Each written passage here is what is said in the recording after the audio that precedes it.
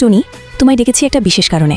একটু দাঁড়াও, আরেকজন আসা বাকি। ম্যাডাম আমাকে ডেকেছে কেন? আজ পর্যন্ত ওনার চেহারাটাই দেখা হলো না ঠিক করে। তখনই পিঙ্কু লাফাতে লাফাতে ঘরে ঢোকে। হাই ম্যাডাম, আমায় ডেকেছেন? আরে তুই এখানে কেন?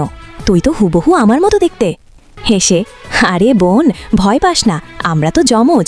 ম্যাডাম আমাদের দেখে নির্ঘাত ভিড়মি খাবেন, ভয় পাওয়ার কিছু নেই। পরিচয় করিয়ে দিই, আমি তোমাদের বড় বোন, তোরা আমার জমজ ছোট বোন, টুনি ও পিঙ্কু। কি আমাদের বড় বোন?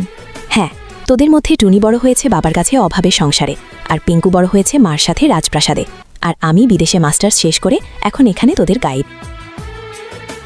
তাহলে আমাদের কেন ডেকেছেন আপু? আমাদের বাবা মাকে আবার এক করতে হবে, তার জন্য তোদের পরিচয় বদলাতে হবে। টুনি যাবে রাজপ্রাসাদে আর পিঙ্কু যাবে টুনির টেরায়।